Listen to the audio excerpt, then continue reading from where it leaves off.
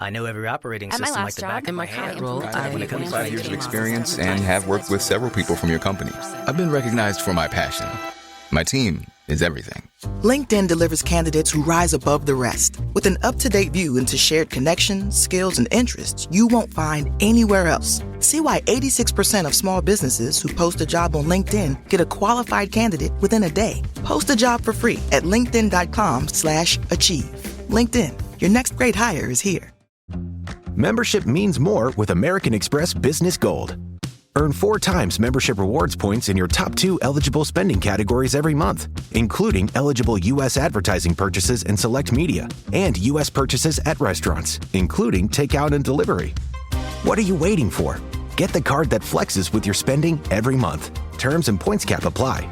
Learn more at americanexpress.com/business-gold. Amex Business Gold Card. Built for business by American Express.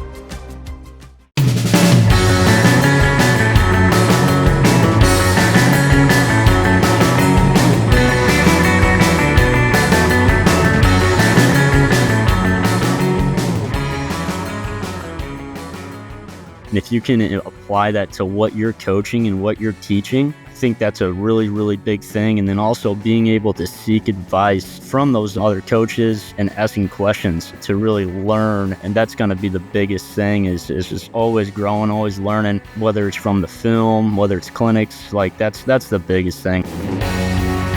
Student of the game comes from the mindset that decrees we will be genuinely curious, constantly evolving, and obsessed with the process of learning and growing. I've often operated with the mindset that the game of football is constantly evolving, and we will either grow with it or become extinct. It is our expectation that we separate from those we have passed and to catch those that are still operating above us. This podcast offers a source for those that believe in constant evolution of their knowledge, individual craft, and overall intrigue in the game of football. I hope each of you can find one tool that could help improve your off-season process as you continuously become students of the game. Love, exciting and new. Hello, Hannah Waddingham here. Have you seen the fabulous new Sun Princess? World-class entertainment, exceptional dining, and the greatest pizza ever. It's a love. Don't miss our Come Aboard sale with up to 40% off and free room upgrades. Visit princess.com or call your travel advisor to book. Princess Cruises. Terms and restrictions apply. Offer ends 2/28/25. Ships at Bermudan and British Registry.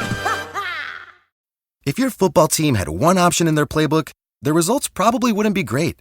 The same could be said for your investments. SIBO index options like SPX and XSP can help expand your investing strategies with cash settlement and potential tax advantages. If you're ready for a more dynamic game plan, head to betterwithoptions.com. SIBO, life is better with options. Your investments could be too. There are risks associated with SIBO company products. Review the disclosures and disclaimers at SIBO.com/US_disclaimers.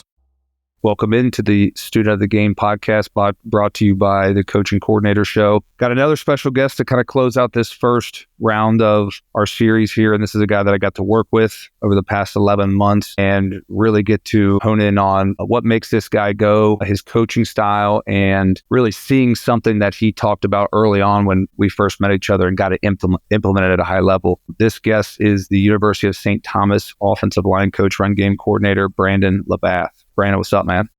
Hey, how you doing, man? Really fired up to be on here with you. Yeah, absolutely. So obviously in the first one, we got to talk to Lane, who I got to work with directly. But now we're going to get finally, they'll say, you're finally talking an offensive line play. And people don't believe me that, in this system that Coach Coral has anything to do with the offensive line. But I think we definitely found a match together this year of being able to share the vision of, what I saw and watch you get to put your spin up front. So that was a, really cool experience. Yeah, it was this past year, man. It's been really, really good to kind of bridge all this stuff together and think that working together, just philosophy-wise, you've been able to broaden my perspective in terms of how to really continue to build out the pass protection plans in general, but I think also bridging some of the run game stuff into your offense and your scheme, I think has been a really, really big thing in the future. Yeah, I think it's, the people that know me is there's a really cool, clear vision of, what I see, but how I know it was a really, really beneficial working relationship as well as off field, but the working relationship piece side, there's things that you demonstrated this year that I had never done that are now part of the operation going forward, which I think is just a testament to your craft, which we're going to get to kind of talk about here. But diving right into that, I want people to kind of get to know you before we get into, the content of what you were teaching and how you found it and how you implemented it, because I think that was first class. Give these guys, because you have a unique background, give these guys a little insight into where you came from and how you got to this point in your career. Yeah, coming right out of high school, I'm a military guy. I went active duty in the United States Navy. Got to do that for about 4 years. I always wanted to get into college coaching. That was one of the things that some of my biggest mentors growing up have come out of the game from my hometown. One of the more popular names coming out of there recently is Matt Drinkle, and he's been a huge part of just getting into the whole coaching realm. So coming out of the military, was really fortunate enough to get on board as a student assistant at the University of Iowa. Spent 4 years there working with the tight ends, fullbacks, running backs. Really fortunate enough to learn a lot of the fundamentals and techniques that I coach today with some of the best coaches there in the country. After Iowa, had the opportunity to go up to Bemidji State University, a D2 up in northern Minnesota in the NSIC. Really, really good conference all around. And up there at Bemidji, it was really my first opportunity to coach and run my own room and gain that experience in, on-field coaching and recruiting. But when I was up there, I was able to learn from another really, really talented coach, offensive coordinator, Carson Pike. He's had a really big impact on my philosophy in general. And that's where I kind of got to learn a lot of the schematics and just the different ways to utilize that. After Bemidji, got the opportunity to come down to University of St. Thomas. Originally was the tight ends, fullbacks coach here for a season, and then got the opportunity to transition over to the offensive line, where was my first season this past season there. Yeah, so what I really think is unique and I took away, especially right when I met you, is you got a military background, so you got a really unique firsthand training from that. You got to work for a legend at Iowa. Then you're up with Pike, who's been on this show. You mentioned Drinkall, who is a big piece of a lot of early coaching coordinator deals, and people know his impact. And then you obviously got to a place like St. Thomas with the prestige and tradition that it has. So got into it late, but have a really nice tree that you've connected to. And I can tell from working with you that you've taken pieces from each of them and have implemented, but you have a really defined idea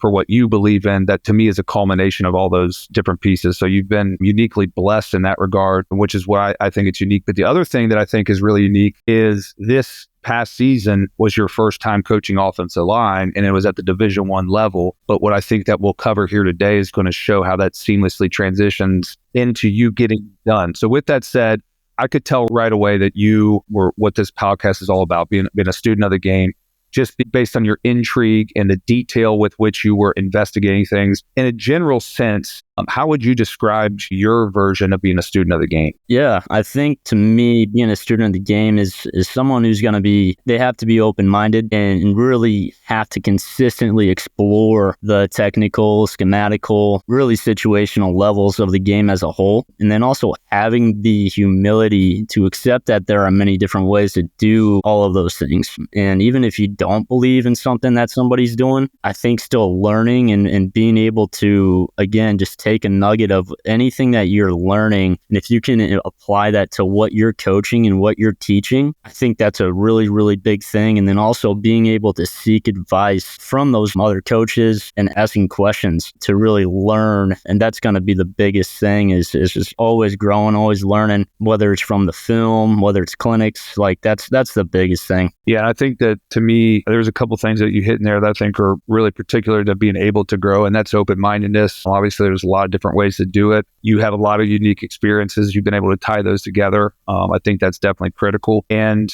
I mentioned the intrigue and seeking advice. I think that to me, the biggest leaps in knowledge from year to year that I've had is undergoing as many of those as possible in off season to really pick people's brains. And like you said, if you can gain one nugget from every situation that you're in, whether it's a year-long employment or one conversation with a person, if you can take one nugget and apply it to your operation, to me, you're winning on the margins. And that's something that's big to me. And I think critical in all of this And speaking of seeking out that information, there's a lot of different tools. I thought, I could tell right away last year when you had done the investigation piece, you used a couple different particular mediums when it comes to mediums and the way that you find your information. What have you found over the last year or two that have been the big ones that have influenced you the most in an off season? Yep. So for me, one of the biggest things that's been very instrumental in learning is networking and clinicking with other coaches who I think are like-minded. And,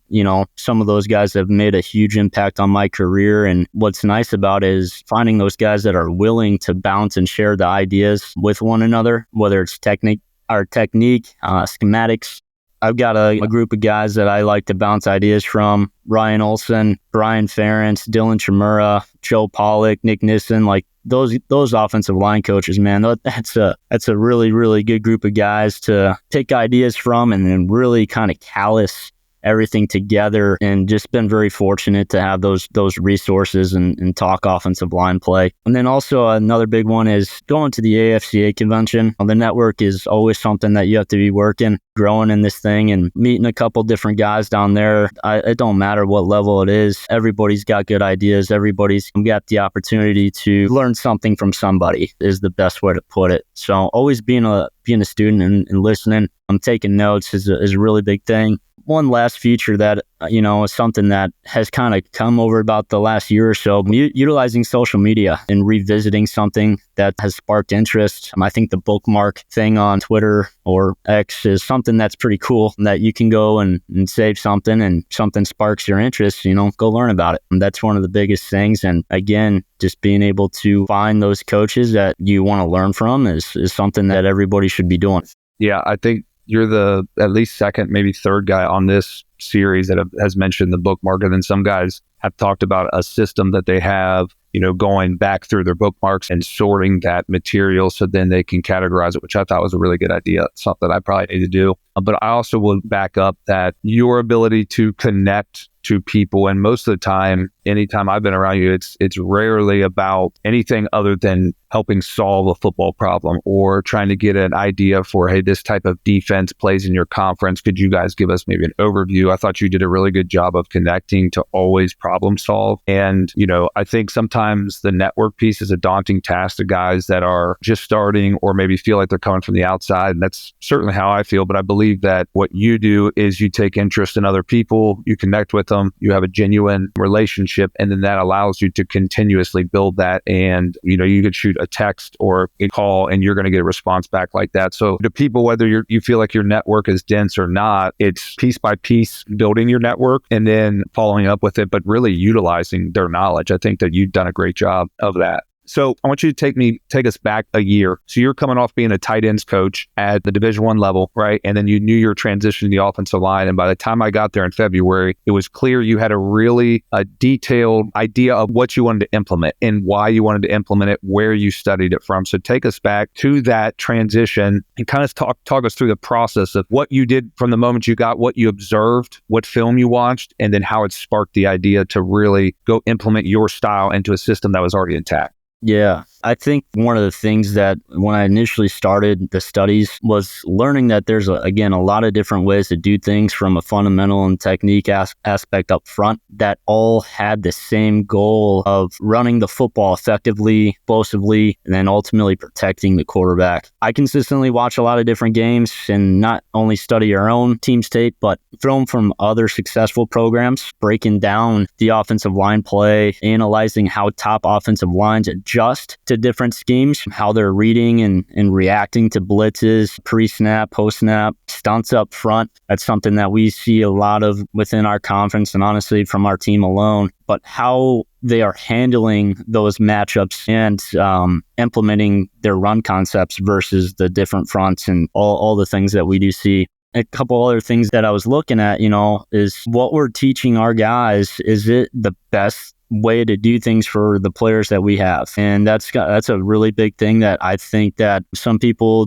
they recruit somebody and all of a sudden they just expect them to do it. Like, no, you have to either develop these guys, which is a lot of what we do. But if you got a player that can't do what you're asking them to do, eventually you got to either out recruit or just continue to develop. But you have to find those ways that as you progress down the line. So that's a really big part of that, just a lot of the film watching, the analyzing, and from that type of stuff. Yeah, I think that you did have a really good feel for the personnel when I got there. I could tell that you understood not only what you believed in, but what you thought those kids needed and the way to instruct them in building that confidence early on as to what you were going to do and how you were going to get it done. I thought that was very apparent.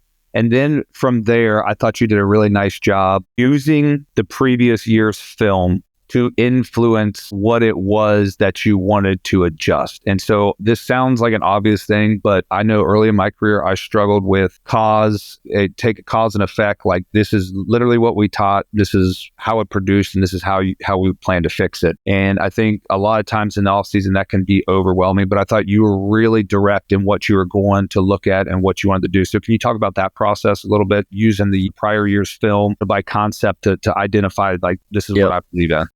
Yeah, so, sitting down and I watched every single play from the previous season and made cut-ups, not only by scheme, so each pass protection scheme, each run scheme, but also by each type of block or run block that we are asking our guys to accomplish. So every man block, every combination block, didn't matter what type it was, pins, pulls, doesn't matter. I had a cut up for it. Not only did I really want to find out what play was efficient for us, but I wanted to dive into the fundamentals and techniques of literally everything, and making the cut ups of the gap scheme, double teams, to the zone schemes, all of it I had a cut up for. And I wanted to dissect and identify what we needed to address to improve on, and really putting an emphasis on those techniques and the fundamentals going into that spring. So again, after you identify what really needs to be worked on, those are the things that you can really emphasize heading into the spring, heading into the fall, throughout everything.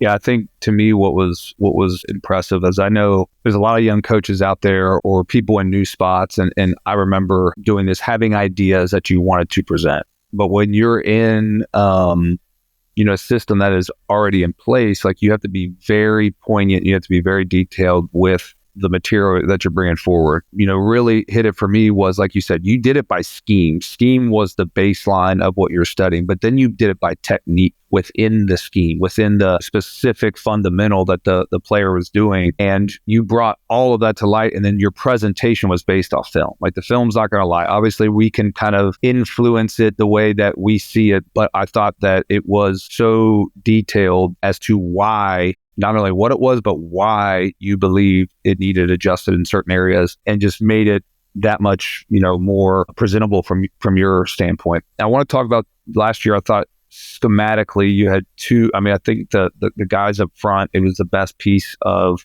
the operation that we had at St. Thomas, but I thought you did two things really well. So thinking about a system that's already in place, there's a lot of guys out there right now that they're going into new spots or they've got an elevated role, but there's already a system that is operating. What is your process for taking your ideas and being able to blend them into the system? Because there's two distinct examples that I feel like from last year schematically. It was the pass protection plan that you built around after seeing kind of how my brain worked, and then really taking counter and making it part of the scheme that you saw I was trying to build off of zone and duo type stuff. And then you're like, hey, here's counter. So think about what's your process for that? Because I think that's a really interesting topic, and I thought you did a great job doing that last year. Yeah, appreciate that. I think one of the things I think that is really important to this is ensuring that you already have a really good understanding of the existing system and really its core principles. For us, we had about 4 or 5 different run concepts that we utilize up front, but understanding why things are done the way they are and having a new idea, I think, is important to preserve the identity of really the non-negotiables to maintain that continuity of success. So from there, I think you can identify and filter those ideas that would fit into the system. I think think the term bridging concepts to link new ideas with existing ones will ultimately minimize the learning curve for the players. For example, we ran a lot of power in our system, but we did not have counter. When we got the chance to install counter, a lot of it was a similar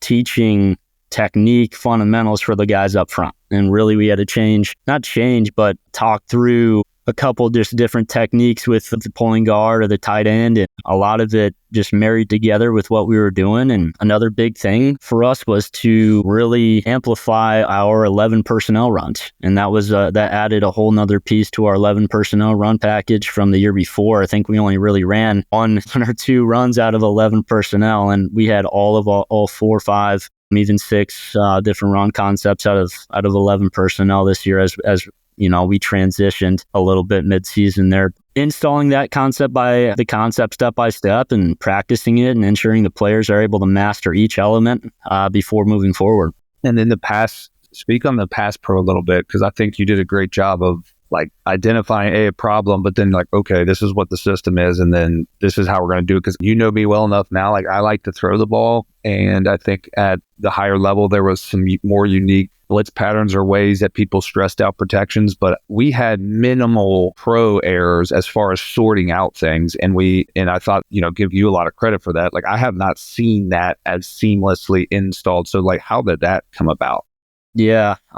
Again, a lot of just different formulating ideas with, the preseason clinics and stuff like that. And there's a lot to look at. I spent a lot of the game plan on Sunday night, really digesting a lot of their blitz patterns, whether it's normal down distance, third down, that type of stuff, but being able to really dive into a lot of that stuff and sitting down with our centers. And we do a center only meeting up front, and we get the quarterbacks in later in the week, but being able to identify, there's just a bunch of the different looks. So we got, 3 or 4 centers in this meeting, and we talk about being able to flip protections in certain looks, being able to have the quarterback in on the same page, and whether it's a 5-man protection, quarterback may be hot if they bring 6, just a lot of different pictures and stuff like that for the centers. But we have a lot of smart kids here that are they're really dialed into what we're doing up front. They invest a lot of time and stuff into the film sessions, but having a really good plan for those guys up front and making sure that you can teach the guys the plan and just practice it. Whether it's an indie, we practice just so many different looks that we see, whether it's overload pressures and being able to flip, and that's a big part of it. This episode is brought to you by State Farm. From your morning podcast to your afternoon playlist, State Farm knows you personalize your entire day, and that's why State Farm helps you personalize your insurance with the State Farm Personal Price Plan. It offers coverage options that help protect what you care about most at an affordable price just for you. Like a good neighbor, State Farm is there. Prices vary by state. Options selected by customer. Availability and eligibility may vary. This episode is brought to you by Chevy Silverado. When it's time for you to ditch the blacktop and head off-road, do it in a truck that says no to nothing. The Chevy Silverado Trail Boss. Get the rugged capability of its Z71 suspension and 2-inch factory lift. Plus, impressive torque and towing capacity thanks to an available Duramax 3-liter turbo diesel engine. Where other trucks call it quits, you'll just be getting started. Visit Chevy.com to learn more. And the communication piece that you guys operated with, getting with me, we had to have more answers in the empty world pro-wise, but I thought, we squeezed walk-ups really well. We rallied to inside out, outside in. We're able to 4-man slide it when we needed to 4-man slide it away from where we had originally set it. So just a lot of different tools that I thought you did a really good job with. Something else that I think is interesting to ask. So last year, I think we did a good job with installing counter, and it was a successful concept with us. Just taking something like that, when you saw a concept be successful in the season, what is your process this offseason to enhance something that already has positive value within what you're doing? Yeah, I think there's a series of checklists that is really, really good to dive into with this one and you want to try to make the concept up front and to everybody on the offensive side of the ball It's the same thing for them. Doesn't matter how you're doing the main concept, the technique, the fundamentals don't change, right? So how can we make this concept look different to the defense, but keeping all the same rules and simplicity to the rest of the offense? Utilizing trade shift motions, split alignment variation, FIB. One of the big things that I've learned a lot from you on is giving the defense issues with condensed formations. That's something that being able to attack and, their leverage and everything like that from that. Will we have better leverage in certain formations? And could be by personnel grouping with how the defense aligns. And one of the most important things that we have to answer in this is, are we getting the football to our best athletes at the end of the day, right? Like that's a really big thing within the concept. If you have a receiver that might run a little bit better than a running back, how do we get that receiver the football and run a little counter deal with them? I don't know. But little things like that, man, just being able to become a mastermind of the little things. Yeah, I think that to me is the more that every offseason I go through now, the more I realize it's like not everybody runs counter, but a lot of people have counter in their system. But to me, the advancement, especially if it's not broken, is figuring out answers to problems that were presented. And then I really liked how you talk about, now we have an idea of this concept. How can we build, if we really like this concept so much, how do we build it out? And that's something that I've really focused on. I think the Shanahan-McVay tree does such a good job of what I call layering concepts on top of each other, that you really showed me how versatile counter can be, all the way back to a play action pass, right? And then you can add the quarterback elements, and there's so many ways to dress it up that once you showed me the possibilities, it's like, oh yeah, this is my favorite run concept now, right? If you can build it a million different ways. And I think that is a major focal point that people should have in the offseason, especially if you got something good, is you don't need to reinvent it. You need to strip it down to its core value, make sure it's being taught at its highest capacity, and then find problems that are being created against it, provide solutions. There may be solutions within the concept, but if you need to build other tools alongside it, on top of it, with it, to protect the concept, I think that's where you really are having your success enhancing an already effective concept. The other thing too that I think is interesting, and you have a really good balance with this, I think, but how much do you study yourself, your previous year's film versus other people in an off season? I think I would say it's probably closer to 80-20 for me. I spend about 80% of the time probably watching ourselves and being able to, and the reason why is I think that we have to identify what's working good for us, and then also, again, what's not working good for us, because I don't just want to throw on the tape and watch somebody else and be like, oh, this is really, really good. Or this is, it's like, I want to figure out what our issues are, how we fix them. And then, that's just something I like to do. Like I said, I do a deep analysis of fundamentally, schematically. And, again, I'll look into couple different teams that are like-minded philosophies and schematics who are having success, and then begin to really watch what they're doing as a whole to get the rest of the ideas that we can build that out. But I want to figure out how we can get better first and foremost, for sure. Yeah, I think that you're probably like anyone else, that you watch football as much as anybody, and NFL games, and you'll see schemes. But to me, until you have your foundation intact, those film watches are more for enjoyment rather than actually getting down the brass tacks. I think once you identify what your operation is and what it needs, it then pays dividends to go deep dive, study somebody. And that's what usually I do, is once I have a clear understanding of the outline that I have, it's like, okay, I'm going to go to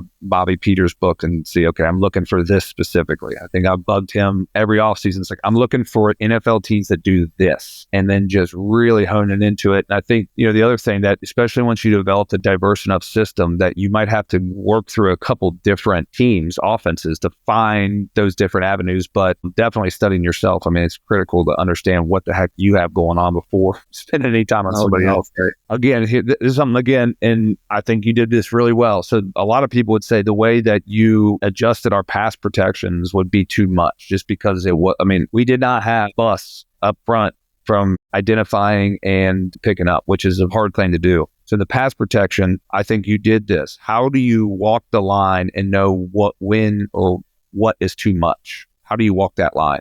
Yeah, I think, you you being able to formulate your ideas for what you want things to look like, and then, being able to talk them over and bounce the ideas again off other coaches. But when you are presenting them to the players, it can't be something that you just talk about once and expect these guys to pick up. It is repetition. It is over and over and over again. Whether you're giving these guys the looks in tape, whether it's giving the guys the looks on the field. One of the biggest things that we did in our film sessions is we watch the film by concept. We don't go play 1, play 2, play 3, play 4. I sort every single play by a scheme, and we can just talk through, okay, power here, 4 different clips of power, how that team is going to play us this week, when we're running that during 9-on-7 during practice or whatever it may be. Or we see that 3 same blitzes all in a row.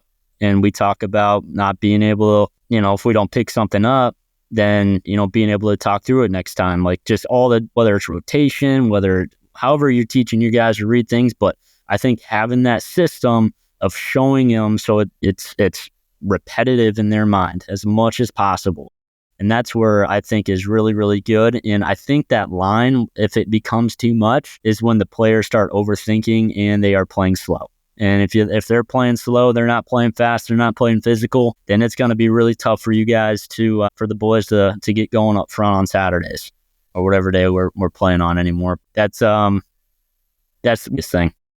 Yeah, I love that. I think the players will tell you when it's overload, especially if you have a good working relationship with them where you're invested in the education piece. They'll tell you when it's overkill. And the younger they are, it may be with their body language, but you'll certainly be able to tell if you're connected with them. The other thing that I thought you talked about that really has stuck with me, and I think I was a believer in it before, but I don't know that I watched practice like this, was by concept. And to me, that's the way we teach it, is concept football, right? Is understanding a bigger picture to then be able to apply it to then unique scenarios. And to me, I love how you said you group it into one idea and then bridge from there. And that's what I believe in watching you do that. I think watching film, especially, you're going through the week, watch it by concept. If you're not in a period that's a drive specific period, like you're working your open field script, by concept is fantastic. I think that helped us identify a lot of similar issues or positive things that we could build off of or that we needed to address within the season. And it's something I'm certainly going to continue doing. As you continue to progress, what would you say are the biggest adjustments you've made to your off-season process over the last year or two? Like going into this year, you can feel like these are the things that I've done with my off-season identification that have certainly changed. I think that my approach has changed as I've gained experience in coaching, especially moving through the different roles and the different levels. The big key is learning to focus on what truly drives the development and success of the team. I think early in my career, I was a little too obsessed with the schemes, spending and really studying many hours on just playbooks and trying and really absorbing everything about the game with the goal of building a good knowledge base. But as I became more experienced and gained more knowledge, I began to really focus on what aligns with our program's philosophy instead of trying to learn everything that's out there, but trying to stay organized with all that stuff. And, again, really identifying the things that you really want to focus on after you've done your off-season studies from your own team, and then trying to improve that and making a big emphasis on that as you go into spring. And then again, from the spring, redefining what you need to work on heading into the summer and heading into the fall. Yep. I like how you talked about within the program's philosophy, building that in. I think that's something that's critical, that whatever side of the ball you're on or whatever your role is really working from the top down and making sure whatever the technique is, the values match, what's coming from the top. I think that's critical. The last thing I want to talk to is something to me technically, this one's off script, technically what I would say is that defines you and from a technical standpoint, what you like. Talk to us about running off the football. All right. It's something that I heard you say from the moment I stepped on campus all the way through the season. It was not only to me a technique and a way that we were going to attack a combination, but it became a mentality. Where did you learn this?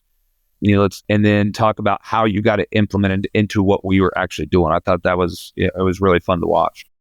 Yeah, it's something that we talked about daily at the University of Iowa. with that, really running off the football is denting the defense. And, sometimes it's not always about getting guys to, getting your combination blocks at level 2, but really just, again, denting the defense, being physical at the point of attack, and just continuously bringing our knees, and that's a mentality that we talk about every single day within the room. But it's not something that you just talk about within one scheme.